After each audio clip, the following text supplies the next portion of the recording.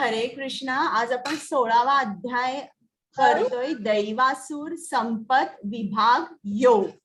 मी सर्वांना म्यूट करते आणि मग मंगलाचरण म्हणते.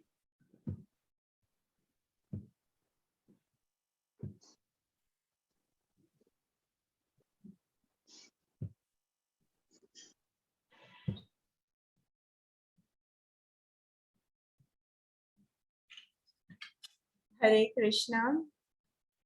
ओम अज्ञानतिमिरान्धस्य ज्ञानाञ्जनशलाकया चक्षुरुन्मीलितं येन तस्मै श्री गुरवे नमः.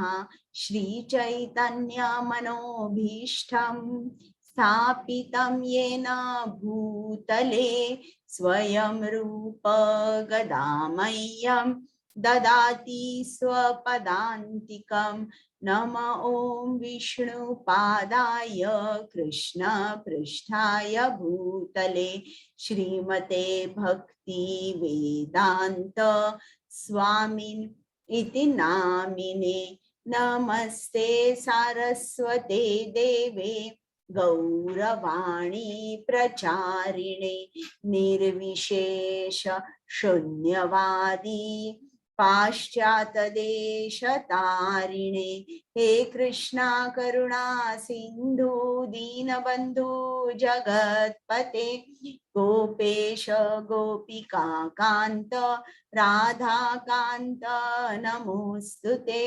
तप्त कांचन गौरांगी राधे वृंदावनेश्वरी वृषभानुसुते देवी प्रणमामि हरि प्रिये.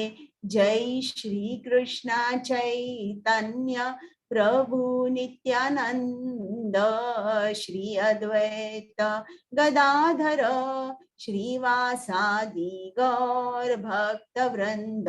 हरे कृष्ण कृष्ण कृष्ण हरे हरे, हरे राम राम राम हरे हरे. आता आज आपण 16वा अध्याय करतोय, दैवासूर संपत विभाग योग. आता यात कृष्ण आपल्याला सांगणार आहे दैवी संपत्ती बद्दल आणि असुरी संपत्ती बद्दल. तर समजा जर याचा अनुवाद मराठीत करायचा असेल तर दैवी आणि राक्षसी गुण हे कुठले कुठले आहेत हे कृष्णाने सांगितलेलं आहे.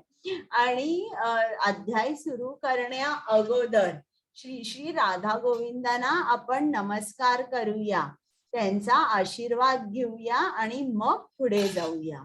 ज्यांच्या आनंदासाठी मी तुम्हाला भगवद्गीता सांगते, ज्यांच्या आनंदासाठी तुम्ही भगवद्गीता ऐकताय 1 तास 1.5 तास बसून, त्या श्री श्री राधा गोविंदांना इकडनंच आपण साष्टांग नमस्कार करूया.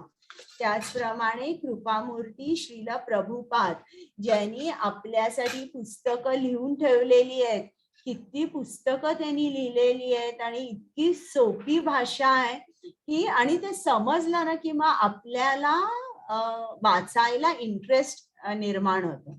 तर त्या श्रील प्रभुपादांना सुद्धा साष्टांग नमस्कार करूया.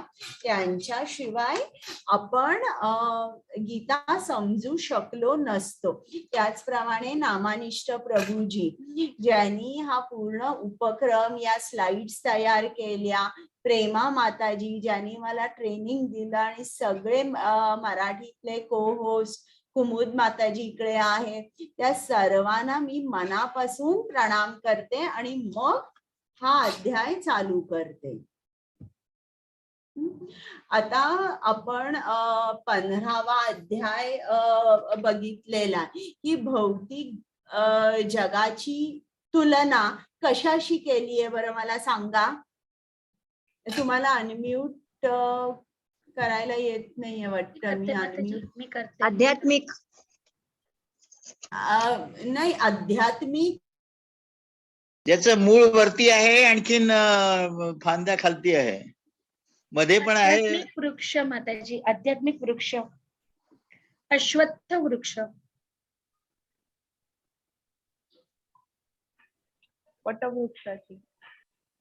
असा वटवृक्ष की ज्याचे जडावरती आहेत, मूळ वरती आहे.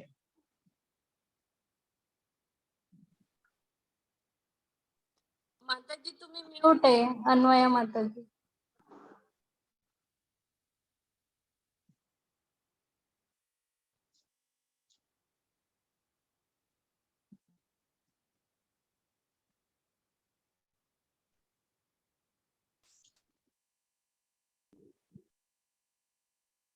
अन्वया माताजी तुम्ही म्यूट आहेत. आवाज नाही येते तुमचा. ओके. हा सॉरी. हा तर अश्वत्थ वृक्ष आणि असा अश्वत्थ वृक्ष ज्याची मुळं वर आहेत, फांद्या खाली आहेत. आणि हे मी तुम्हाला सांगितलं ना की सगळं त्याचं जे एक प्रतीक आहे की का मूळ का वर आहे, कारण ब्रह्मलोक एकदम वर आहे. आणि ते अश्वत्थ वृक्ष कसं असतं की आपण त्यात अडकलेले असतो, त्याच्यातून बाहेर कसं जायचं हे आपल्याला समजत नाहीये. आणि जे आपल्याला नेहमी प्रतिबिंब दिसतं झाडाचं वगैरे, तर ते पाण्यामध्ये दिसतं. तर आता मला सांगा की आध्यात्मिक जग आणि भौतिक जग या मध्ये कुठली नदी आहे? सांगा सरला माताजी, अनम्यूट करा. इच्छांची नदी. करेक्ट, इच्छांची नदी आहे. तर आणि ही जी मुळं आहेत या अश्वत्थ झाडाची, त्यांना पोषण कोण देतं? आसक्ती. नाही बरोबर आहे, पण एक्झॅक्ट काय शब्द आहे? याला इंद्रिय. पोषण कुठून मिळतं?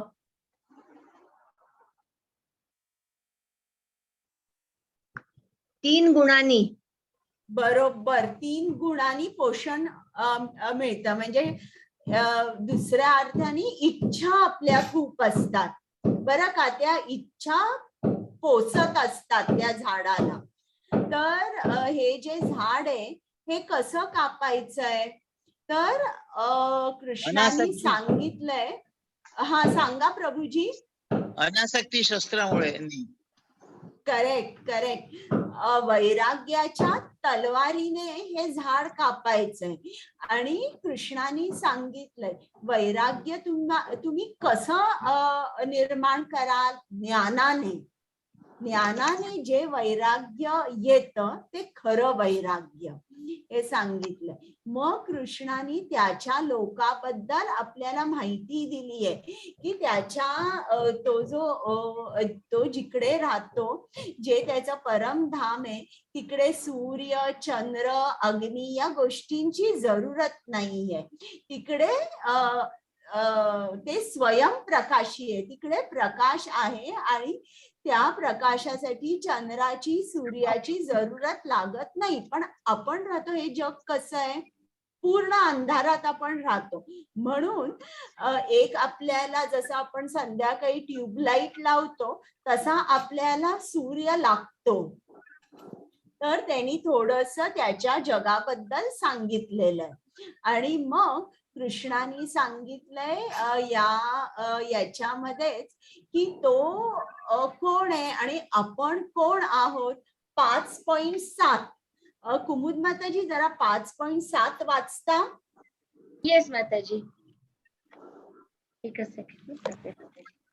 ममैवांशो जीवलोके जीवभूत सनातनः मनषष्टानि इंद्रियाणि. 5वा अध्याय ना माताजी. नाही, हा 15वा अध्याय 7वा श्लोक. ओके 5. हो ठीक. येस माताजी. 15वा का 16वा माताजी? 15वा. 7वा श्लोक. ओके माताजी. ममे वांशो जीवलोके जीवभूता सनातनः मनषष्ठानीन्द्रियाणि प्रकृतिस्थानि कर्षति. हरे कृष्ण. आणि अनुवाद पण वाचा जरा. येस. येस.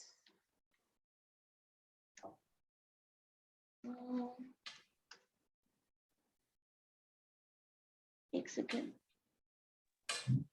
एक मिनिट. अनुवाद मी वाचू माताजी? एक मिनिट. कुमुद माताजी वाचतायत ना? येस माताजी, त्यांना वाचायला सांगा ना, मला शोधायला वेळ बरं, लागेल. पल्लवी माताजी वाचा. ओके. बद्ध जीवातील बद्ध जगातील जीव हे माझे सनातन अंश आहेत. बद्ध जीवनामुळे ते मनासहित 6 इंद्रियांशी कठीण संघर्ष करीत आहेत. हो. तर आता बऱ्याचदा विचारतात की इकडे ही जी तुमची फिलॉसॉफी आहे ना, इकडे काय म्हणतात त्याला, कृष्ण भावना जी आहे किंवा तुमची जी फिलॉसॉफी आहे ती द्वैताची आहे. मग हे तुम्ही कुठून सिद्ध करता, शास्त्रातून किंवा कुठून? तर आता हा 15.7 हा श्लोक, या श्लोकात कृष्ण सांगतोय की तुम्ही माझे सनातन अंश आहात, म्हणजे you are my separated eternal fragmented parts. त्याच्यावरून आपल्याला समजतं की हे जे जग आहे याच्यामध्ये द्वैत आहे, अद्वैत नाहीये. हा 15.7 श्लोक हा खूप महत्वाचा आहे बरं का. You are my eternal fragmented parts, English मध्ये सांगायचं तर तुम्ही माझे सनातन अंश आहात. सनातन शब्द म्हणजे एटर्नल किंवा शाश्वत. म्हणजे असं होत नाही की मेल्यानंतर आपण कृष्णाबरोबर एकरूप होतो, हे होत नाही. ज्याप्रमाणे एका आईच्या गर्भामध्ये जेव्हा बाळ असतं तेव्हा, तर तुम्ही सांगा, ते बाळ काय आईच्या रक्ता मांसाबरोबर एक असतं का, की सेपरेट त्याची आयडेंटिटी असते? ते गर्भात वेगळं असतं ना. आणि जन्म झाल्यानंतर सुद्धा त्याची एक सेपरेट आयडेंटिटी असते. त्याची आयडेंटिटी काय असते? मी अमक्या आई बाबांचा मुलगा आहे. नाव लिहिताना सुद्धा त्या मुलाचं नाव, वडिलांचं नाव आणि आडनाव, म्हणजे ही आयडेंटिटी झाली मुलाची. तसेच आपण पण सेपरेट आहोत कृष्णापेक्षा. आपण कधी मर्ज होऊ शकत नाही. आणि आपली सुद्धा आयडेंटिटी सेपरेट ही ऑलवेज राहते, ऑलवेज. आणि पण एक श्लोक आहे 2.12. कुमुद माताजी, आहे का भगवद्गीता तुमच्या जवळ? हो आहे माताजी. कुठल्या श्लोकाचं? 2.12. Yes yes 2.12. येस.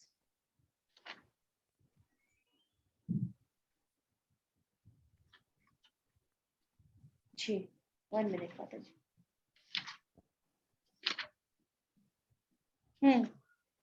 न त्वेवाहं जातु नासं न त्वं नेमे जनाधिपः न चैव न भविष्यामः सर्वे वयमतः परम्. ज्या काळी मी, तू आणि हे सर्व राजा अस्तित्वात नव्हते, असा काळ कधीही नव्हता आणि भविष्य काळात आपण अस्तित्वविहीन होणार असेही नाही. म्हणजे याच्यावरून काय समजतं की आपलं जे एक अस्तित्व आहे ते कायम राहतं. मर्जिंग किंवा अद्वैत जे म्हणतात ना, ते होत नाही. तुम्ही ऑलवेज राहता. फक्त अद्वैतवादी काय असतं, श्रील प्रभुपाद काय म्हणतात की त्यांना शांती मिळते, शांती शांती शांती ही, आणि ते ब्रह्मतेजामध्ये जातात.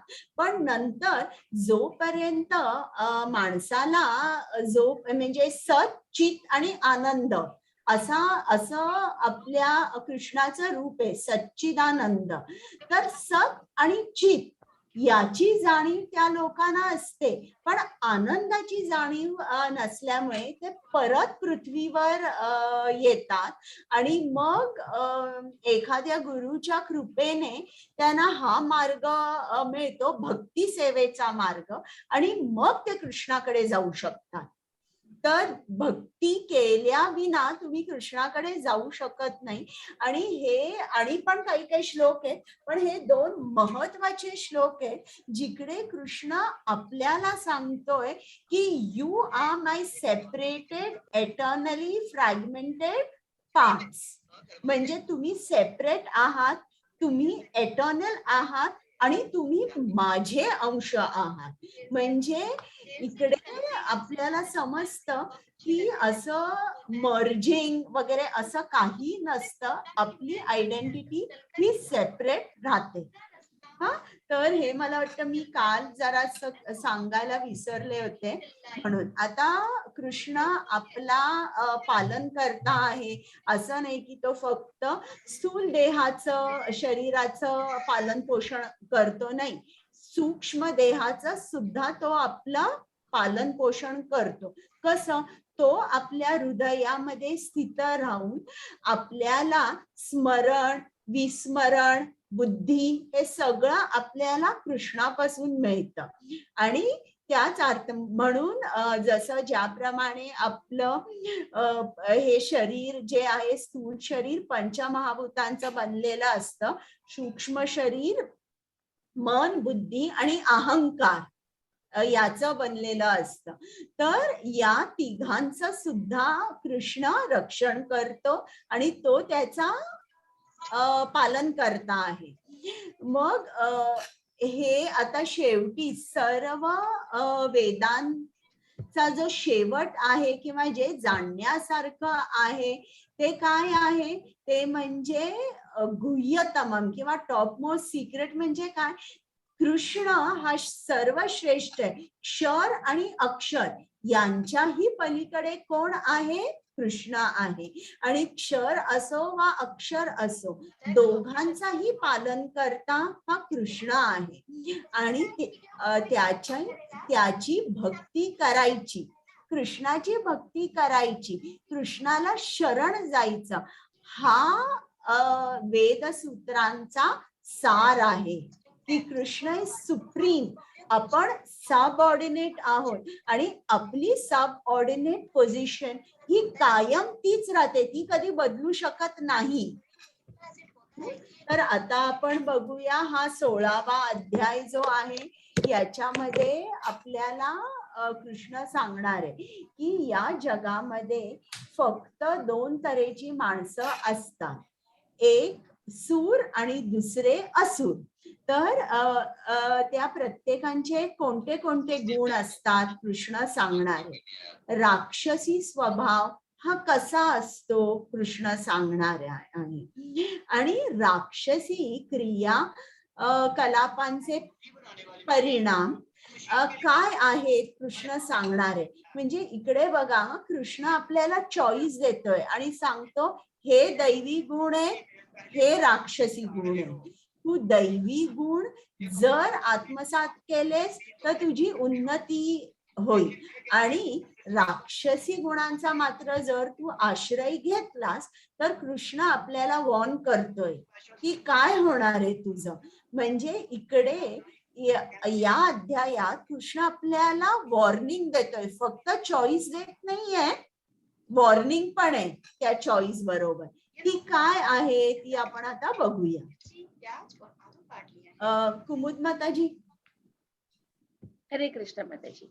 श्री भगवान म्हणाले, निर्भयपणा, सत्वशुद्धी, आध्यात्मिक ज्ञानाचे अनुशीलन, दान, आत्मसंयम, यज्ञ कर्म, वेदाध्ययन, तपस्या, साधेपणा, अहिंसा, सत्य, क्रोधातून मुक्तता, त्याग, शांती, दोष काढण्याच्या वृत्तीचा तिटकारा, सर्व जीवांच्या प्रती दयाभाव, लोभविहीनता, सौम्यता, विनयशीलपणा, दृढ निश्चय, उत्साह, क्षमा, शुची आणि द्वेष व सन्मानाचा अभिलाषेपासून मुक्ती हे सदैव दैवी गुण हे भारता दैवी स्वभावाच्या मनुष्यामध्ये आढळतात.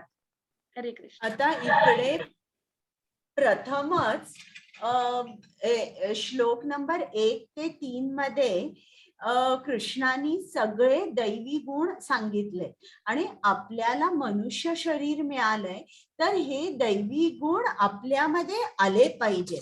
आणि हे किती गुण आहेत माहितीये, तुम्ही मोजले तर 26 गुण आहेत, दैवी गुण.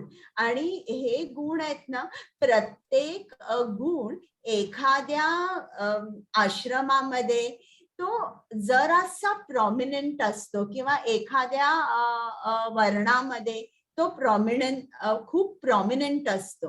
म्हणजे आता आपण एक एक गुण, सगळे गुण आपल्याला बघायला शक्य नाही, थोडे बघूया. तर आता पहिली गोष्ट म्हणजे मला सांगा बरं की 4 आश्रम कोणते? कोण सांगतंय? सांगा सरला माताजी. मी सांगू का? ब्राह्मण, वैश्य, शूद्र, क्षत्रिय. ते वर्ण झाले म्हणजे ऑक्युपेशन. गृहस्थाश्रम, वनाश्रम, अजून संन्यासी. संन्यासी. हा, बरोबर, खूप छान सांगितलं. तर हे मनीषा माताजी तुम्हाला बोलायचं आहे? नाही, हेच आश्रम सांगणार होते मी. हा, चालेल. तर सर्वात टॉपमोस्ट जो आश्रम आहे तो संन्यास आश्रम. तर आता इकडे त्यांनी गुण दिले. तर आता निर्भयपणा हा संन्यासीमध्ये खूप प्रॉमिनंट असतो बरं का. कारण संन्यासीला निर्भयपणा लागतोच. तो एकटा राहतो, एकटा प्रवास करतो. तो असा विचार करू शकतो का, अरे आज मी आजारी पडलो, मी एकटा आहे, माझं काय होणार, माझी काळजी कोण घेणार, किंवा माझ्याकडे पैसे नाहीये, मला जर पैसे लागले, मला डॉक्टरकडे जावं लागलं तर माझं कोण घेणार. नाही, संन्यासी 100% त्याला खात्री असते, मी एकटा नाहीये, कृष्ण माझ्या बरोबर आहे. तर निर्भयपणा हा संन्यासीमध्ये असतो. मग त्याच्यानंतर सत्वशुद्धी किंवा प्युरिफिकेशन ऑफ वन्स एक्झिस्टन्स. तर हा सुद्धा संन्यासी जो असतो त्याच्यामध्ये हे सत्वशुद्धी असते. कसली शुद्धी असते ही, की त्यांनी कृष्णाच्या कमलचरणांचा आश्रय घेतला असतो. आता त्यांना एक नियम पाळावा लागतो की बायकांकडे बोलायचं नाही, त्यांच्याबरोबर गप्पा मारायच्या नाहीत. म्हणजे इतके ते असा संन्यासी ते बायकांच्या चेहऱ्याकडे सुद्धा बघत नाही. तर हा पण गुण एखाद्या संन्यासीमध्ये खूप प्रॉमिनंट असतो. आध्यात्मिक ज्ञान. आता आध्यात्मिक ज्ञान जे असतं हे आपल्याला दोन्ही संन्यासीमध्ये आणि ब्रह्मचारी दोघांमध्ये हे दिसतं की ते काय करतात. ब्रह्मचारी काय करतो, तो आपल्या गुरु बरोबर आश्रमामध्ये राहतो, त्यांची सेवा करतो आणि सकाळपासून त्यांचं स्ट्रक्चर असतं. सकाळी उठल्यावर काय करायचं आणि कुठल्या पुस्तकांचा अभ्यास करायचा. आणि ब्रह्मचारी असा असतो ज्यांनी श्रवण करायची जी क्रिया असते ना त्याचा त्याग केलेला असतो. त्याग म्हणजे काय, तो फक्त कृष्ण कथा ऐकतो, तो तोंडानी फक्त कृष्णाची स्तुती घालतो, बाकी इकडच्या तिकडच्या गप्पांना त्याचे कान आणि त्याचं तोंड बंद असतं. तर हे जे आहे आध्यात्मिक ज्ञानाचे अनुशीलन, हे आपल्याला संन्यासी आणि ब्रह्मचारी या आश्रमात दिसतं. आता ब्रह्मचारी संन्यासी हे तुम्हाला माहिती आहे ना, दारोदारी भिक्षा मागतात आणि त्यावर जी काही भिक्षा मिळते त्यावर म्हणजे ते संतुष्ट असतात, ते खातात. पण असं नाही की भिक्षा घेतली, खाल्लं, झालं आणि मग परत आपण अभ्यासाला लागलो किंवा त्यांचं जे काय असेल काम ते केलं. तसं नाही. संन्यासी ज्या घरी भिक्षा मागायला जातो त्या घरी त्यांनी सुद्धा काहीतरी दिलं पाहिजे. असं नाही भिक्षा घेतली, त्यांनी काय दिलं पाहिजे, कृष्ण कथामृत. कृष्णामृत दिलं पाहिजे. मग ते कथेच्या रूपात असू दे, काही बोध देऊ दे, किंवा माहिती पटवून देऊ दे की या युगामध्ये आपल्याला जप करायला पाहिजे. बरं, एकदा सांगून लोकांना पटत नाही. तिकडे जाऊन जोपर्यंत लोकांना पटत नाही तोपर्यंत कृष्णामृत द्यायचं, कृष्ण कथा सांगायची. तर ही संन्यासाची जबाबदारी आहे. म्हणजे फक्त खायचं आपण मिळालं आणि गेलो नाही. बोलो कृष्णा, भजो कृष्णा, करो कृष्ण शिक्षा. म्हणजे हे केलं पाहिजे त्यांनी. मग दान म्हणजे काय आहे की हे गृहस्थाश्रम श्रमामध्ये जे राहतात त्यांच्यासाठी हे खूप खूप महत्वाचं आहे बरं का. समजा जर आपण दान दिलं नाही तर आपलं हृदय कसं होतं, दगडासारखं होतं जणू, आणि त्याच्या दगडासारख्या हृदयामध्ये ज्ञान आतमध्ये शिरूच शकत नाही. ज्याप्रमाणे बघा, एक दगड असेल आणि एखादा स्पॉन्ज असेल आणि तुम्ही दगड पाण्यात ठेवला तर काही पाणी तो घेणार आहे का आतमध्ये? नाही. पण स्पॉन्ज ठेवल्यावर सगळं पाणी आतमध्ये जाईल. त्याचप्रमाणे गृहस्थाश्रमाला दान हे खूप महत्वाचं आहे. आता बघा, आपण सगळे गृहस्थ आहोत. आपण इधर नोकरी केलेली आहे किंवा नोकरी करतोय, पैसे मिळवतो. तर जेव्हा आपण पैसे मिळवतो तेव्हा आपल्याकडे जणू काय एक लायसन्स असतं फॉर सेन्स ग्रॅटिफिकेशन. इंद्रिय तृप्तीसाठी आपल्याकडे लायसन्स असतं. आज माझ्याकडे पैसे आहेत, आज मी या रेस्टॉरंटमध्ये जाऊ शकते, आज मी हा सिनेमा बघायला जाऊ शकते, मला हा ड्रेस आवडला नाही, मी जाऊन 4 ड्रेसेस आणू शकते. असे अनेक इंद्रिय तृप्तींचे एवढे विषय आहेत आणि आपल्याला जणू काय लायसन्स मिळतो पैसे असतात म्हणून. आता तुम्ही मला सांगा, समजा जर तुमचा मुलगा आता 18 वर्षाचा झाला, मायनर टू मेजर झाला, आता ऍडल्ट झाला, आणि तुमच्याकडे खूप पैसे आहेत, तुम्ही ते तुमच्या मुलाला किंवा मुलीलाच देणार आहे. पण 18 वर्षाचा झाल्यावर तुम्ही द्याल का त्याला सगळे पैसे? नाही देणार. का? कारण तुम्ही असं म्हणाल माझा मुलगा किंवा मुलगी चांगली आहे, पण काय सांगता येत नाही, वाईट संगत लागली तर काय, असा आपल्याला एक प्रश्न असतो. त्याचप्रमाणे हे जे पैसे असतात ना आपल्याकडे, आपण जर आपल्याकडे ठेवले तर पैशाची वृत्ती अशी असते की ते कधीही आपल्या इंद्रियांना कुठे खेचून घेऊन जाऊ शकते आणि आपल्या मनामध्ये काय इच्छा येईल हे सांगणं अवघड आहे. जर जो सिरियस आहे कृष्ण भावनेबद्दल, त्यांनी काय केलं पाहिजे हे जाणलं पाहिजे. आणि मी तुम्हाला सांगितलं, श्रील रूप गोस्वामींनी आपल्याला ते एक प्रिन्सिपल दिलंय, 50% पैसे कृष्णासाठी द्या, 25% तुमच्या डिपेंडन्सवर द्या, आई वडील, नवरा किंवा बायको, मुलं यांच्यासाठी ठेवा, आणि 25% तुमच्या पर्सनल इमर्जन्सीसाठी ठेवा.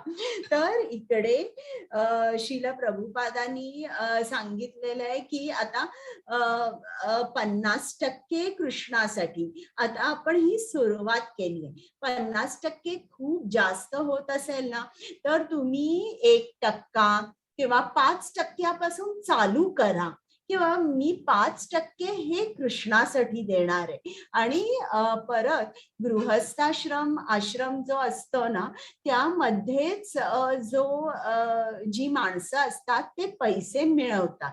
उरलेले जे 3 आश्रम असतात, ब्रह्मचारी, मग वानप्रस्थ आणि संन्यास, हे तिघही गृहस्थावर डिपेंडंट असतात. बघा, तिघही गृहस्थावर डिपेंडंट असतात. ते पैसे मिळवत नाही आणि जणू काय समाजाचा मेन पिलर जो असतो ना, जो पैसे मिळवतो, तो गृहस्थ असतो. तर या आश्रमाचं जे फंक्शनिंग आहे ते व्यवस्थित होण्यासाठी गृहस्थांनी दान हे केलंच पाहिजे. मग आता संन्यासी जो असतो त्यांनी संन्यासाला दान केलं पाहिजे. संन्यासी, आज तुमच्या घरी कोण बेल बेल वाजवून भिक्षा मागणार आहे का? नाही. आता ते दिवस गेले. आता आपल्याला काय केलं पाहिजे की जिकडे जिकडे तुम्हाला आश्रम दिसतात, जिकडे संन्यासी आहेत, त्या ठिकाणी पैसे दान केले पाहिजेत संन्यासांसाठी.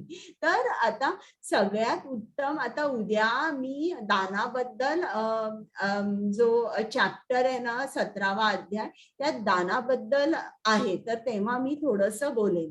तर दान कसं करायचं वगैरे. तर शिल प्रभुपादांनी सांगितलेलं आहे 50% कृष्णासाठी. मग आता समजा जर आपल्याला मंदिरात देणं शक्य नसेल इतके, तर चालू करायचं. आता समजा जर कोण भागवत सप्ताह करणार असतील, कोण प्रवचन ठेवणार असतील, तर त्यांना आपण थोडी थोडी आपल्या परीने मदत करायची.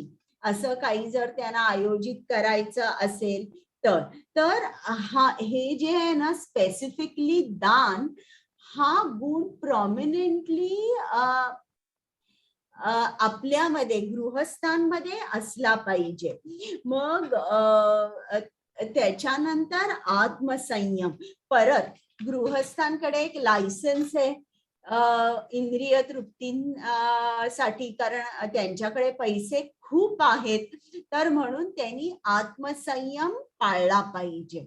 मग त्याच्यानंतर यज्ञ कर्म हे सुद्धा गृहस्थासाठीच आहे, कारण बाकीचे जे 3 आहेत, वानप्रस्थ, संन्यासी आणि ब्रह्मचारी, ते देवाशी कृष्णाशी टोटली कनेक्टेड आहेत. ते हे सगळं करतायत, जप करतायत, वेदांचं पठण करतायत, भागवतम वाचतायत, ते करतायत. पण गृहस्थ करतोय की नाही हे डाऊटफुल आहे. म्हणून हा जो आहे ना यज्ञ कर्म, हा प्रॉमिनंटली गृहस्थांनी केलाच पाहिजे. आणि तो त्यांनी कसा केला पाहिजे? आपण स्वतः वगैरे जप करतोच, पण इतर लोकांना सुद्धा सांगायचं की तुम्ही माझ्या घरी याल का, आपण संकीर्तन करूया का, कुठेतरी सुरुवात करायची. हे जे ज्ञान आहे ते सगळ्यांना द्यायचं. मग त्याच्यानंतर तपस्या, वेद अध्ययन हे ब्रह्मचारींमध्ये तो प्रॉमिनंट आहे. तो गुण, ते आश्रमामध्ये राहतात आणि आपल्या आध्यात्मिक गुरूंच्या खाली ते शिकतात. तर त्याच्यानंतर साधेपणा ही आपल्या सर्वांमध्ये आली पाहिजे. तपस्या म्हणजे आपण श्रील प्रभुपादांनी सांगितल्याप्रमाणे 16 माळा, त्यांनी 4 नियम पाळायला सांगितले, ते पाळायचे. आणि त्यांनी सांगितलंय त्याप्रमाणे आपण आपली दिनचर्या ठेवायची. तर आता अहिंसा पण आहे इकडे. आता मला कोण सांगेल अहिंसा म्हणजे काय?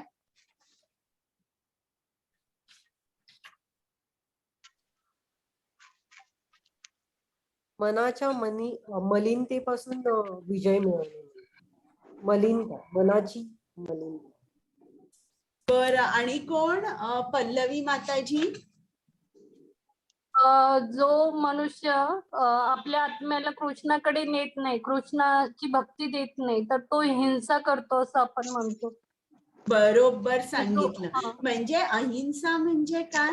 परजीवांना कृष्णाचं ज्ञान द्यायचं, याला अहिंसा म्हणतात. जोपर्यंत हे तुम्ही करत नाहीये परजीवांसाठी, तोपर्यंत तुम्ही हिंसा करताय. तुम्ही त्याला घेऊन जात नाहीये कृष्णाकडे, त्याला कृष्णाचं ज्ञान देत नाहीये, याला हिंसा म्हटलेलं आहे. आता हे प्रत्येक गुण एवढे आहेत ना, म्हणजे एक एक गुणावर तुम्हाला तासनतास बोलता येतं. तर त्यासाठी आता मी सगळे गुण म्हणजे एक तुम्हाला जस्ट एक समरी सांगितली की दैवी गुण म्हणजे काय. आता आपण पुढे बघूया. हरे कृष्ण. कुमुद माताजी. हरे कृष्ण माताजी. दंभो दर्पोऽभिमानश्च कुक्रोध पारुष्यम् एव च अज्ञानं चापि जातस्य पार्थ संपादम् आसुरीम्. हे पार्थ, दंभ, उर्मटपणा, अभिमान आणि अज्ञान हे आसुरी प्रकृतीत जन्मलेल्या लोकांचे गुण आहेत. हरे कृष्ण. आता इकडे बघा की हे जे गुण आहेत हे आसुरी लोकांचे गुण आहेत. दंभ, उर्मटपणा, अभिमान, अज्ञान. तर आता हे जे गुण आहेत ना, आता दंभ म्हणजे काय की इच्छा असते की दुसऱ्यांनी मला आदराने वागवावं किंवा माझी स्तुती करावी. म्हणजे ते एक्सपेक्ट करतात इतरांनी मला खूप मानाने वागवावं, मला माझी खूप स्तुती करावी. आणि हा दंभ जेव्हा माणसाचा त्या संतुष्ट होतो, म्हणजे हे सगळं मिळतं, त्या माणसाला खूप आदर, मान, सन्मान आणि स्तुती मिळते, तेव्हा कसं होतं त्याचं बोलणं उर्मट होतं. त्याच्यामध्ये काय येतं, अभिमान येतो आणि असा माणूस ज्ञानी नसतो. तर हे सगळे ही स्टार्टिंग आहे बघा, दंभ, आणि मग हे सगळे गुण तुमच्यामध्ये येतात. तर इकडे आपल्या लक्षात आलं पाहिजे की हे जे आसुरी गुण आहे, कृष्ण आपल्याला का सांगतोय की हे आसुरी गुण आहे, कारण तुम्ही या गुणाकडे ओळखून, या गुणाकडे बघून माणूस ठरवा की हा सूर आहे की असुर आहे. असुर असेल तर तुम्ही त्याच्याकडे असोसिएट करू नका. आता बघा, आपल्याला म्हणजे लहान मुलांना सवय असते की ते म्हणजे राक्षस म्हटल्यानंतर डोळे काळे मोठे लाल बुंद, मग ते त्यांच्या डोक्यावर असं एक काळं हेल्मेट असतं, 2 शिंग, ते झालं प्रतीक झालं राक्षसाचं. पण आता या कलियुगात खूप शिक्षित माणसं, खूप शिक्षित म्हणा किंवा चांगली माणसं असतात, रूपाने सुद्धा चांगली असतात, काहींची वाणी केवढी मधुर असते, या लोकांमध्ये तुम्हाला हे गुण दिसू शकतात. म्हणून कृष्ण गुणावर खूप महत्व देतोय. दैवी गुण, दैवी गुणासाठी तुम्हाला असं नाही लागत उच्च कुळातला जन्म, उत्तम डिग्री, उत्तम शिक्षण, मोठ्या पोस्टवर नोकरी, नाही, ते नाहीये. ते गुण, दैवी गुण या सर्व याच्यावर अवलंबून नाहीये. तुम्ही कुठल्या कुळात, देशात जन्म घेतला, तुमच्याकडे किती पैसे आहेत, तुमची डिग्री काय आहे, हे नाहीयेत अवलंबून. आणि कृष्ण आपल्याला सांगतोय की तुम्ही माणसांना गुणांवरून ओळखा. म्हणून इकडे कृष्ण सांगतोय गुण म्हणजे एखादा माणूस उर्मट असेल बोलायला, तर इमिजिएटली तुमच्या लक्षात आलं पाहिजे की तो कोण आहे. हरे कृष्ण. कुमुद माताजी. हरे कृष्ण माताजी. दैवी संपद विमोक्षाय निबंधाय सुरी मता माश च संपदम दैवीम अभिजातोसी पांडव. दैवी गुण मोक्षदायक असतात, तर आसुरी गुण बंधनकारक असतात. हे पांडव, तू चिंता नको करूस, कारण तू दैवी गुणांसह जन्मलेला आहेस. हरे कृष्ण. आता हे गुण कृष्ण का सांगतोय, कारण दैवी गुणाने आपल्याला मोक्ष मिळू शकतं याच्यातून, भौतिक जगातून. पण आसुरी गुण जर आपण आपल्याकडे असतील तर मग आपलं काय होतं, आपली अधोगती होते आणि आपण कृष्णापासून खूप खूप लांब जातो. म्हणून कृष्ण आपल्याला सांगतोय की तू दैवी गुण बाळग. आता या भौतिक जगामध्ये हा ना जरासा एक सायकोलॉजीचा एक वर्ग असल्यासारखं आहे. कृष्ण कसा आपल्याला सगळं सांगतोय बरं का, सायको अनालिसिस करतो आपलं.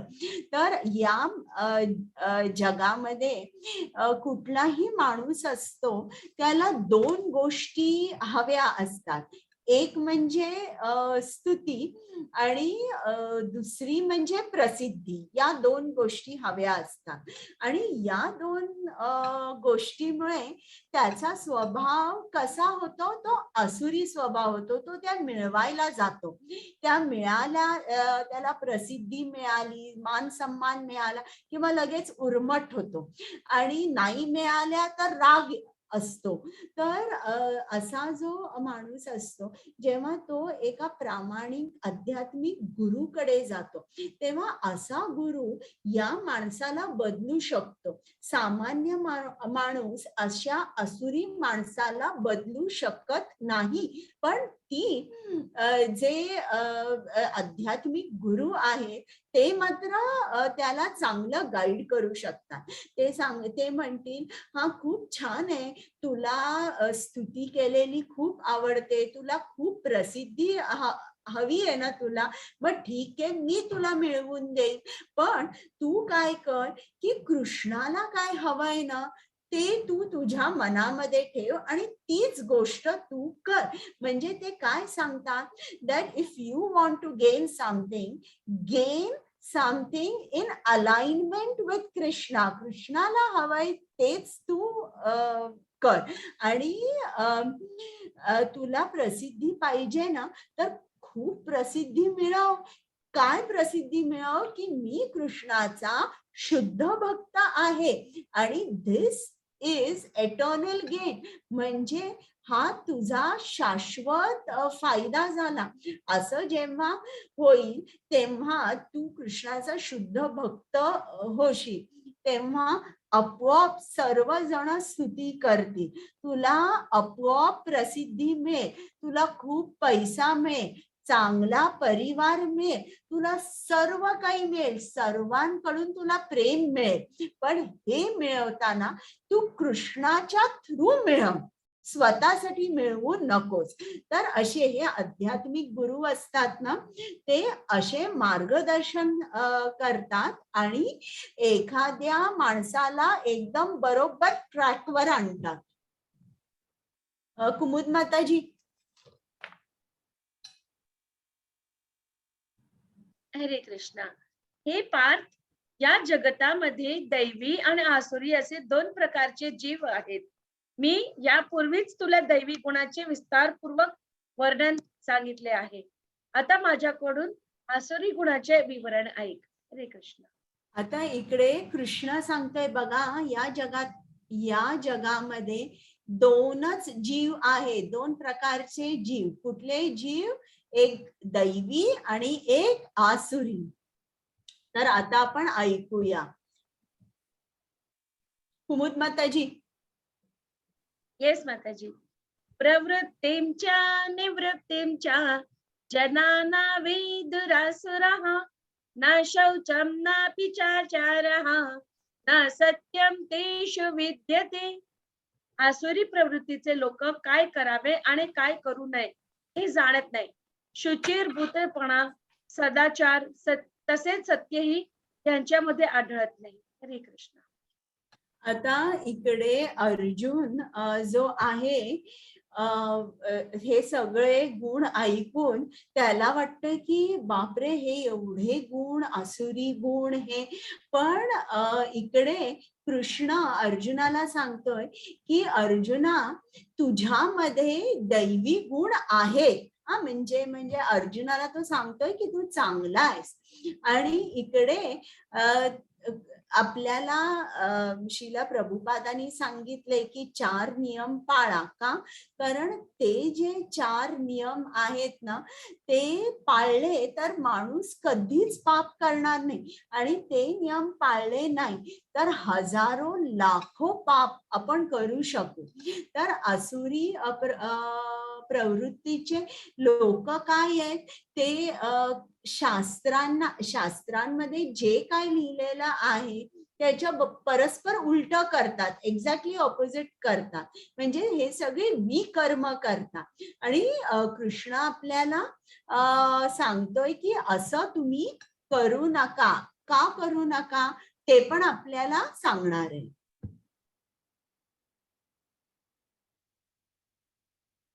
हरे कृष्ण माताजी.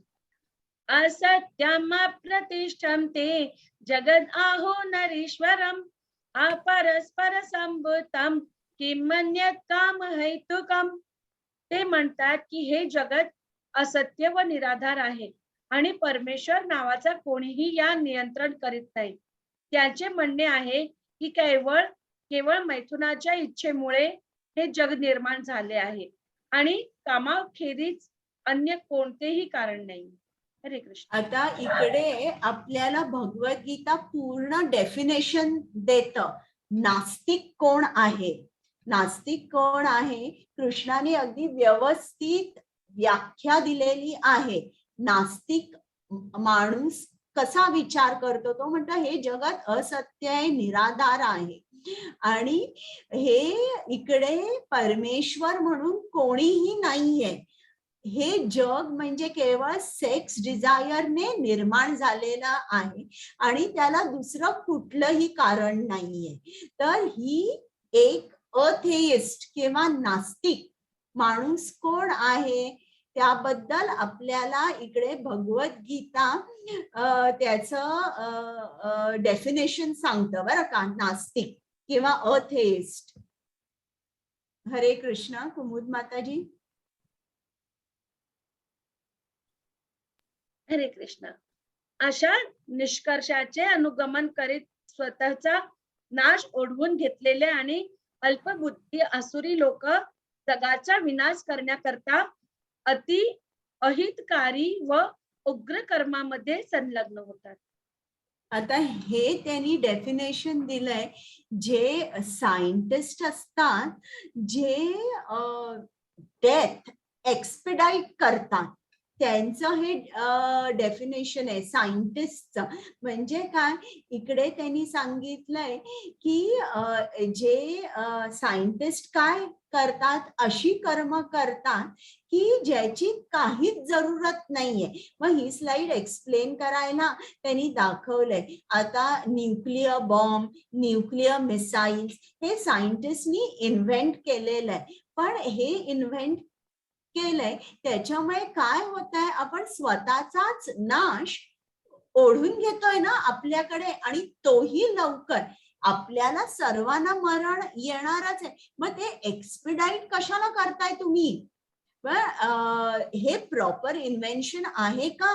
योग्य संशोधन आहे का? हे नाही. आणि तर इकडे कृष्णाने सांगितलंय या असुरी लोकांना अल्पबुद्धी म्हटलेलं आहे. आपण म्हणतो अरे वा, काय मोठा सायंटिस्ट आहे, he is the father of nuclear missiles, अशी आपण मोठमोठे त्यांना हे देतो बरं का, टायटल देतो. याला नोबेल प्राइज मिळालंय याचं असं झालं. पण कृष्ण काय म्हणतो, हे अल्पबुद्धी आसुरी लोक जगाचा विनाश करण्याकरिता अहितकारी आणि उग्र कर्मांमध्ये संलग्न होतात. बघितलं का तुम्ही किती डीप जाऊन कृष्णाने सांगितलंय की आसुरी लोक कशी असतात, अल्पबुद्धीची. ते काय विचार करतात, जगाचा विनाश कसा करायचा, आणि उग्र कर्मांमध्ये ते व्यस्त असतात. म्हणजे खरं बघायला गेलं कितीतरी न्यूक्लिअर ट्रीटी वगैरे 2 देशांमध्ये हे चालू असतं ना, न्यूक्लिअर ॲग्रीमेंट वगैरे. पण जर तुम्ही खोलात जाऊन बघितलं ना, तर खरं म्हटलं तर म्हणजे खरं पोल्युशन म्हणजे आपली जी चेतना आहे ना, ती पोल्युटेड आहे. तिच्यामध्ये हे सगळे आसुरी गुण आहेत. आपला जो कॉन्शियसनेस आहे ना, तो खरा पोल्युटेड आहे आणि त्याच्यामुळे या अशा इन्व्हेन्शन्स होतात, न्यूक्लिअर बॉम्ब, न्यूक्लिअर मिसाईल्स. हरे कृष्ण. हरे कृष्ण. कधीही तृप्त न होणाऱ्या कामाचा आश्रय घेऊन गर्व, खोटी प्रतिष्ठा आणि मदामध्ये डुबत मोहित झालेले आसुरी लोक अनित्य गोष्टीमुळे आकर्षित होऊन सदैव अचिरभूत कर्म करण्यात व्रतस्थ झालेले असतात. इंद्रिय तृप्ती करणे हीच मानव संस्कृतीची मुख्य आवश्यकता आहे, असा यांचा विश्वास असतो. अशा प्रकारे त्यांना मरे तोपर्यंत अमर्याद चिंतांनी ग्रासलेले असते. शेकडो हजारो पाशांनी बद्ध झालेले आणि काम क्रोध परायण झालेले हे आसुरी लोक इंद्रिय तृप्ती करता अन्यायी मार्गाने धनसंचय करतात. हरे कृष्ण. म्हणून आपल्याला श्रील प्रभुपादांनी सांगितलंय 4 नियम पाळा. कुठले नियम तुम्ही पाळा? नो इलिसिट रिलेशनशिप, म्हणजे व्यभिचार करायचा नाही, जुगार खेळायचा नाही, कुठलेही नशिले पदार्थ किंवा drinks including T and coffee हे घ्यायचं नाही, आणि कुठलंही नॉनव्हेज खायचं नाही, हे आपल्याला श्रीला प्रभुपादांनी सांगितलंय. तर आता नॉनव्हेज बद्दल मनुसंहितामध्ये काय लिहिलेलं आहे ते मी सांगते, की 5 लोक आहेत, 5 लोकांना पाप लागतं एखाद्या प्राण्याला मारल्यावर. जो प्राण्याची हत्या करतो, जो प्राण्याचा मांस विकतो, जो ते मांस विकत घेतो, जो ते मांसाचा स्वयंपाक करतो आणि जो ते मांस खातो, अशी 5 जण आहेत बरं का. 5 जणांना ते पाप लागतं. तर श्रील प्रभुपादांनी आपल्याला सांगितलेलं आहे की तुम्ही याच्यापासून दूर राहा, आणि तुम्ही जर दूर नाही राहिला तर काय होईल, तुम्हाला मरेपर्यंत अमर्याद चिंता असतील, अमर्याद. आणि हे जे आसुरी लोक आहेत ते काम क्रोध परायण झालेले हे आसुरी लोक अन्यायी मार्गाने धनसंचय करतील. म्हणजे शेवटी काय आहे, जे काय जो चांगला मार्ग नाही, वाम मार्गी ते लोक वाम मार्गावरून चालतील. हरे कृष्ण. कुमुद माताजी. हरे कृष्णा. असुरी मनुष्य विचार करतो की आज माझ्याकडे इतकी संपत्ती आहे आणि माझ्या योजनेनुसार मी अधिक संपत्ती प्राप्त करेन. हे इतके धन माझ्याकडे आहे आणि भविष्यात ते उत्तरोत्तर वाढेल. हा माझा शत्रू आहे आणि मी त्याला ठार मारले आहे आणि माझे इतर शत्रूही मारले जातील. मी सर्वांचा ईश्वर आहे, मीच भोक्ता आहे, मी पूर्ण बलवान आणि सुखी आहे. माझ्या आजूबाजूला माझे वैभवशाली नातलग आहेत असलेला मीच धनाढ्य मनुष्य आहे. माझ्यासारखा बलवान आणि सुखी इतर कोणीही नाही. मी यज्ञ करेन, मी दान देईन आणि याप्रमाणे मी मौज मजा करेन. अशा प्रकारे आसुरी लोक अज्ञानाने मोहित झालेली असतात. हरे कृष्ण. तर इकडे कृष्णाने सांगितलंय की एखादा असुर असतो तो कसा विचार करतो. आणि तुम्ही बघा, हे जेव्हा वाचता तेव्हा नाही का वाटत की एखाद्या हिंदी सिनेमाची स्क्रिप्ट आहे इकडे, आज माझ्याकडे इतकी संपत्ती आहे, मग योजना असते बरं का, मग आता नेक्स्ट इयर किती, त्याच्या नेक्स्ट इयर किती, मग मी आता 1 फार्म हाऊस घेणार, मग नंतर माझे 10 फार्म हाऊसेस असणार. हे तुम्हाला नाही का वाटत? आमका मग एक शत्रू असतं खरंच त्या विलनचा, असा एक अगदी ऑनेस्ट पोलीस ऑफिसर असतो, मग हा माझा शत्रू आहे, मग मी त्याला मारणार आहे आणि मीच सर्वांचा ईश्वर होणार आहे, मी दान देईन, मी यज्ञ करेन. वरचं पिक्चर कसं असतं माणसाचं, की ते कसे दाखवतात की बाबा मी एकदम सरळ माणूस आहे, मी रोज मंदिरात जातो, असं असणार हिंदी सिनेमाची स्क्रिप्ट नाही का वाटत? एक किती कृष्णाने आपल्याला अॅनलाइज केलंय बघा, की एखादा असुर जो असतो तो काय काय विचार करतो. म्हणजे एक विचार सुद्धा असा नाहीये की जो कृष्णाने म्हणजे मिस केलेला आहे किंवा जो राहून गेलेला आहे चुकून. म्हणजे असा. आणि हे जे आसुरी लोक असतात ना, हिरण्यकश्यपू, कंस, रावण, हे अगदी असे होते. अगदी त्यांना सर्व राज्य पाहिजे होतं, सगळं काही हवं असतं. म्हणजे डीमन म्हणजे कोण आहे? आता डीमन जरा मी इंग्लिश मध्ये सांगते हा. डीमन म्हणजे आहे की a person who wants to enjoy the kingdom of God without God. समजलं तुम्हाला? त्याला सगळं राज्य पाहिजे असतं, सगळं देवाकडे काय आहे हे सगळं पाहिजे असतं, पण त्याला देव नको असतं, परमेश्वर नको असतं, कृष्ण नको असतं. कृष्णाचं सगळं काही हवं असतं. तर आता आपण पुढे जाऊया. हरे कृष्णा. कुमुद माताजी. हरे कृष्ण माताजी. या प्रकारे अनेक चिंताने भ्रांत झालेले आणि मोहजालामध्ये बद्ध झालेले असुरी लोक इंद्रिय तृप्तीमध्ये अत्यधिक आसक्त होतात आणि नरकामध्ये पतित होतात. हरे कृष्ण. आता बघा, ही वॉर्निंग आहे हा कृष्णानी. आतापर्यंत त्यांनी अशी वॉर्निंग दिली होती का आपल्याला की नरकामध्ये जाणार तुम्ही, तुम्ही असे गुण आतापर्यंत कृष्ण सांगत होता. तुम्ही मी सांगतोय ते ऐका, तुम्ही माझा आश्रय घ्या, किंवा माझे भक्त कसे असतात, माझं मी राहतो ते स्थान कसं आहे, तुम्ही माझ्याकडे या. आता कृष्ण आपल्याला कुठेतरी वॉर्निंग देतोय की हे जे आसुरी लोक इंद्रिय तृप्तीमध्ये अत्याधिक आसक्त होतात. म्हणजे किती आसक्त होतात बघा, आणि मग नरकामध्ये जातात. हरे कृष्ण. मिथ्या अहंकार, बल, गर्व, काम आणि क्रोध यांनी मोहित झालेले आसुरी लोक स्वतःच्या देहामध्ये आणि इतरांच्या देहामध्ये स्थित असलेल्या परमपुरुष भगवंताचा द्वेष करतात आणि खऱ्या धर्माची निंदा करतात. हरे कृष्ण.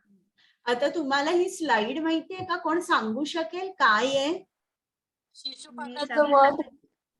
हो, तुम्हाला सर्वांना गोष्ट माहितीये का या वधाची? हो माहिती. 100 अपराध त्याचे मान्य करतो कृष्ण, म्हणजे वचन दिलेलं असतं त्यांनी. हो. आणि नंतर मग त्याचा 101वा अपराध होतो, त्यावेळेला त्याचं सुदर्शन चक्राने कृष्ण त्याचं मुंड उडवतो. इंद्रप्रस्थ राजाची यज्ञ असतो, तिथे तो कृष्णाचा अपमान करतो शिशुपाल, की तू गवळ्याचा मुलगा आहे, तू क्षत्रिय नाहीये. हो. सर्व बरोबर. तर मी सांगते थोडक्यात तुम्हाला की हा शिशुपाल असतो, हा कृष्णाचा आतेभाऊ असतो. आणि लहान असताना तो त्याचे आई वडील छेदी जे राज्य असतं त्याचे ते राजा आणि राणी असतात. वडिलांचं नाव असतं दमघोष आणि आईचं नाव असतं, लक्षात आहे का कुमुद माताजी? मला पटकन लक्षात येत नाही. लक्षात आलं की मी तुम्हाला सांगेन. श्रुतिश्रवा माझ्या मते. श्रुतिश्रवा तिचं नाव असतं आणि दमघोष. पण असो, तर हा जो शिशुपाल असतो ना, याचा जन्म झाल्यावर याला 3 डोळे आणि 4 हात असतात. त्याचं भयंकर रूप बघून आई वडील घाबरतात आणि त्याला जंगलात घेऊन जातात आणि विचार करतात याला आता आपण एका झाडाखाली सोडून येऊया. तितक्यात आकाशवाणी होते आणि त्यांना सांगते की असा एक दिवस येईल की एक कोणीतरी माणूस येईल ज्यानी याच्याकडे बघितल्यावर याचे 2 हात आणि 3रा डोळा जो आहे तो गळून पडेल.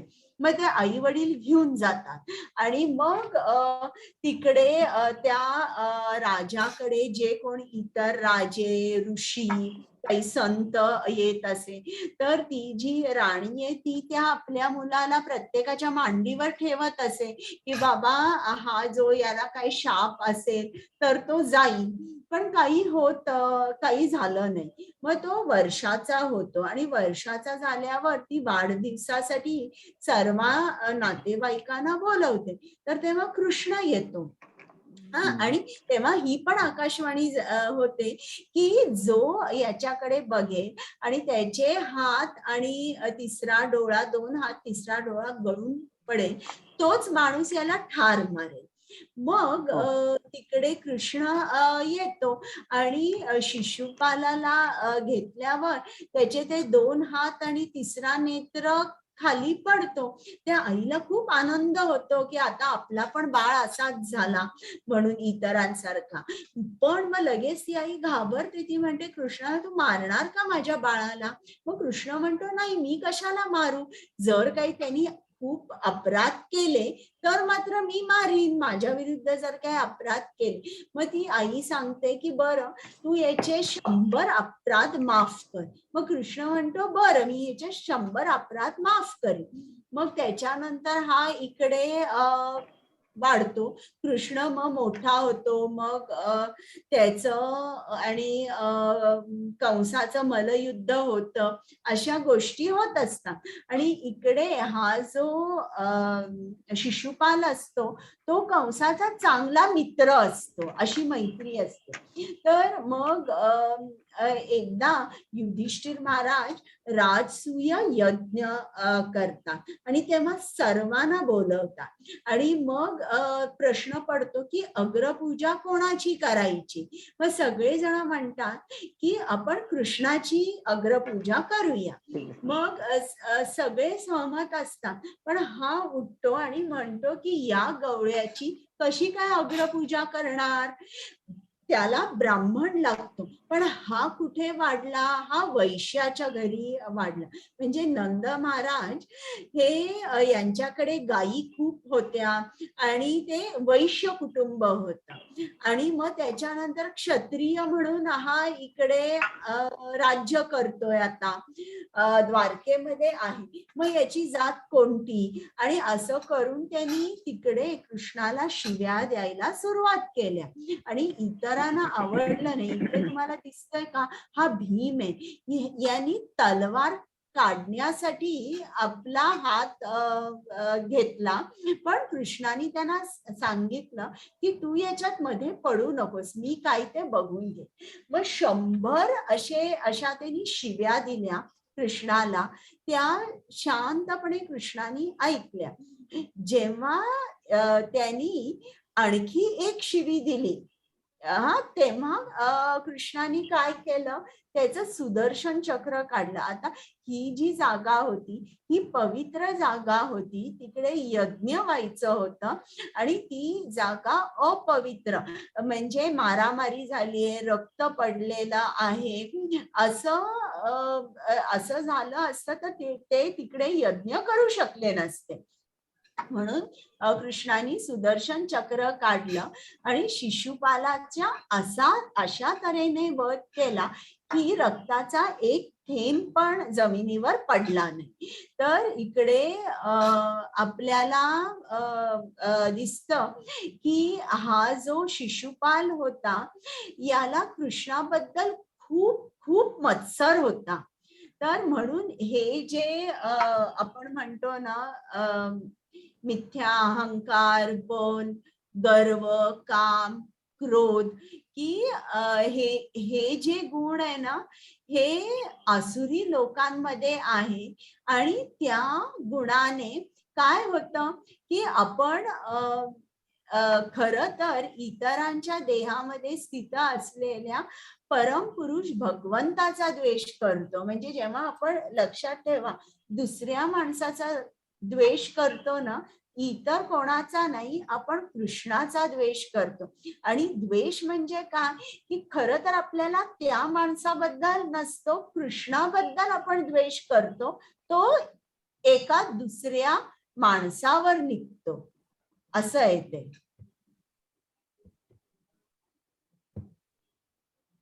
हरे कृष्ण. हरे कृष्ण. जे द्वेषी, क्रूर आणि नराधम आहेत त्यांना मी चिरकाळासाठी भवसागरामधील विविध आसुरी योनीत टाकत असतो. हरे कृष्ण. म्हणजे आता बघितला काय परिणाम आहे की समजा जर आपण आसुरी गुण बाळगले तर आपण कुठे जाणार आहोत हे माहितीये का तुम्हाला? की नरकात. भवसागरामधील विविध आसुरी योनी. हे ईशोपनिषद 3रा मंत्र आहे, तर त्याच्यामध्ये ते त्यांनी सांगितलंय. आणि आसुरी योनी म्हणजे श्रील प्रभुपादांनी सांगितलंय की प्राण्यांच्या प्रजातींमध्ये ॲनिमल स्पीसीज इकडे आपला जन्म होतो, जिकडे पूर्ण अंधकार आणि अज्ञानी जीवन असतं तिकडे त्या योनीमध्ये आपण फेकले जातो. व कृष्ण आपल्याला सांगतोय की तुम्ही जर एक मिनिट तुम्ही जर आसुरी गुण बाळगले तर तुम्ही कुठे जाणार? आसुरी योनी. हरे कृष्ण कुमुद माताजी. हरे कृष्ण. हे कळते आसुरी योनीमध्ये वारंवार जन्म घेणारे असे लोक कधीही माझ्याकडे येऊ शकत नाही. हळूहळू ते अत्यंत अधमगतीला प्राप्त होतात. हरे कृष्ण. आता इकडे कृष्ण परत वॉर्निंग देतोय आपल्याला, असं करून जसं आपण लहान मुलांना सांगतो ना की तुम्ही कधीही माझ्याकडे येऊ शकणार नाही तुम्ही जर असे वागलात. नाही तो राग तुम्ही इतरांवर काढलात, मोठा गर्व केला की माझ्याकडे एवढी संपत्ती आहे, माझ्याकडे एवढं शिक्षण आहे, मी अशी आहे, मी तशी आहे.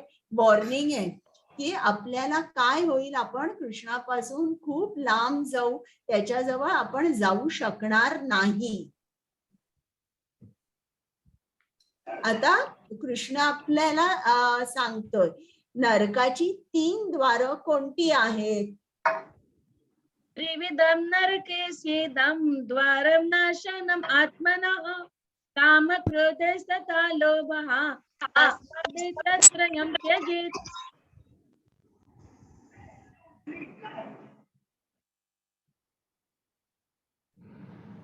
काम, क्रोध आणि लोभ ही नरकामध्ये जाण्याची 3 द्वारं आहेत. प्रत्येक बुद्धिमान मनुष्याने त्याचा त्याग केला पाहिजे, कारण या तिन्हीमुळे आत्म्याचा नाश होतो. हरे कृष्ण. बघितलं, आत्म्याचा विनाश कधी होतो? काम, क्रोध आणि लोभ यामुळे विनाश होतो. तर असं असू शकतं बरं का, आपल्याला सुद्धा हे गुण नको आहेत, पण आपण कृष्णाकडे प्रार्थना करायची, कृष्णा तू माझ्या इंद्रियांना बळ दे, म्हणजे ते सन्मार्गी जातील, वाममार्गी नाही. आणि ते 4 जे रेग्युलेटिव्ह प्रिन्सिपल्स आहेत, जे 4 नियम आहेत जे श्रील प्रभुपादांनी आपल्याला पाळायला सांगितले, त्यामध्ये सुद्धा जर कृष्णाची कृपा असेल तरच आपण पाळू शकतो. म्हणजे ती आपल्यावर कृष्णाची कृपा लागते, आपण कृष्णाला प्रार्थना करावी लागते. कृष्णा मी तुझ्याकडे यायला निघाले आहे, माझ्या आत्म्याचं तू रक्षण कर, माझ्या इंद्रियांना बळ दे की ते त्या वाईट ठिकाणी जाणार नाही, अशी याचना करावी लागते आपल्याला. आणि आपल्यामध्ये सुद्धा गुण असतात ना, कधी कधी क्रोध असतो, लोभ असतो, अनेक असंख्य इच्छा असतात.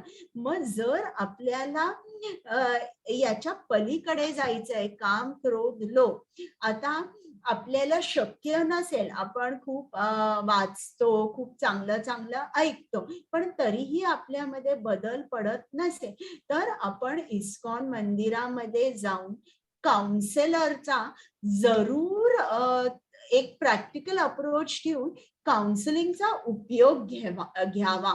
काउन्सिलरकडे जाऊन आपण सांगावं, म्हणजे आपल्याला समजलं पाहिजे, पहिला आपल्यामध्ये ऍक्सेप्टन्स पाहिजे की हे माझ्यात आहे आणि मला याच्या पलीकडे जायचंय. मग काउन्सिलरचा कडे जाऊन आपण काहीतरी त्याच्याबरोबर केलं पाहिजे प्रॅक्टिकली. हरे कृष्ण. हरे कृष्ण. हे कौंतेय, जो मनुष्य नरकाच्या या 3 द्वारातून सुटला आहे तो आत्मसाक्षात्कारासाठी श्रेयस्कर असे कार्य करतो आणि क्रमशः परमगतीला प्राप्त होतो. हरे कृष्ण. म्हणजे आपण या नरकाच्या आजूबाजूलाही फिरकायचं नाहीये, त्या गुणांच्या जवळ सुद्धा नाही. तरच मग आपलं काय होईल, दैवी गुण आपल्यामध्ये जेव्हा येतील तेव्हा आपण आत्म साक्षात्कार होईल. जेव्हा आपल्यामध्ये दैवी गुण असतील तेव्हा, आणि आपण कृष्णाकडे जाऊ. इकडे सगळे दैवी गुण हे लिहिलेले आहेत. हे 26 गुण आहेत.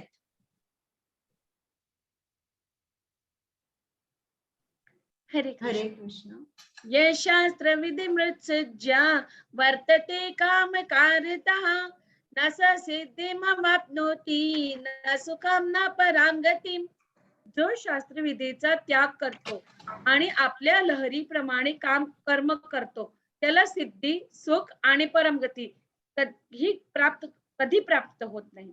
हरे कृष्ण. बघितलं, आता इकडे कृष्णाने सांगितलंय काय परिणाम होतो, रिझल्ट काय होतो, की जो शास्त्र विधींचा त्याग करतो काय होतं, त्याला काहीच मिळत नाही, सिद्धी मिळत नाही, सुख नाही, शांती नाही, परमगती तर नाहीच नाही.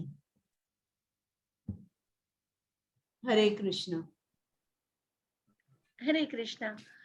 तस्मात् शास्त्रं प्रमाणं ते कार्य व्यवस्थितौ ज्ञात्वा शास्त्रविधानोक्तं कर्म कर्तुमिहार्हसि. म्हणून मनुष्याने शास्त्रविधीद्वारे कार्य आणि अकार्य याच्यामधील भेद जाणले पाहिजे. अशी विधिविधाने जाणून मनुष्याने कर्म करावे, जेणेकरून त्याची क्रमशः उन्नती होईल. कृष्ण काय सांगतोय, की तुम्ही शास्त्र समजून घ्या. त्याच्यामध्ये लिहिलंय ना, कर्म, अकर्म, विकर्म आणि यांच्यामधला भेद जाणा. मग कोण शिकवणार आपल्याला?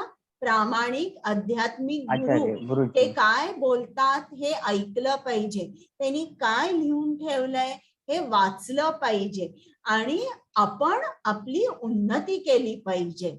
आणि इकडे हे 4थ्या अध्यायात पण आहे की गुरूंकडे कसं वागलं पाहिजे.